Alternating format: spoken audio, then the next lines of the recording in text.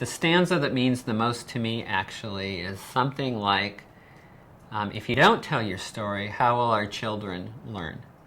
And to me, that's what's really important about everything that we do, is that if we don't tell our stories, and fortunately many more of us are now, but if we don't tell our stories, how are our children going to know what we've gone through and how that has impacted them and what they might be able to do? I talked earlier in the day at a workshop about the League of the Physically Handicapped in the 1930s, and they were a group that did protests about New Deal programs that didn't hire people with disabilities.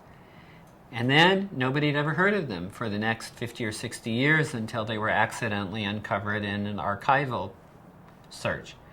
Well, I don't want that to happen with the disability rights movement of today. I want people to know what we did and to have an impact forever. I also had this wonderful experience in Chicago a month ago. The night before the parade, there was an open mic. And there were a lot of people there from Access Living, the Independent Living Center in Chicago, and some people from other places. And they were reading, they read poetry, they voice synced to a song, somebody there did a rap. All kinds of different pieces were being read. And I had brought Tell Your Story with me. And I got up there, I was the last person to speak, and I said, well, I usually do this poem, Tell Your Story, but I don't need to do that tonight because you've all told your stories. And I didn't. And so that was wonderful.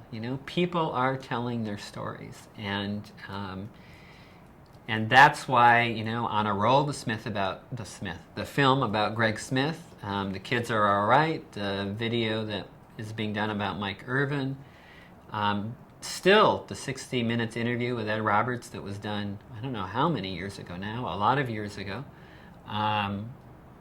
Storm Reading, which is a play by Neil Marcus that was videotaped. There's some other kinds of videos around, but it doesn't matter how many of them are around. There could be 100, 1,000 around. There's still a need for these stories to be told to the American public so that not only our children learn, but everybody learns about what the disability rights movement, the disability culture movement has meant, first of all, to people with disabilities, but secondly, to our friends, our family, our allies, and third, to everybody else. Because one of my favorite sayings is, no one is free when others are oppressed. Until we're all an equal part of society, no one's an equal part. So for those and other reasons, it's really important to get work like this out there.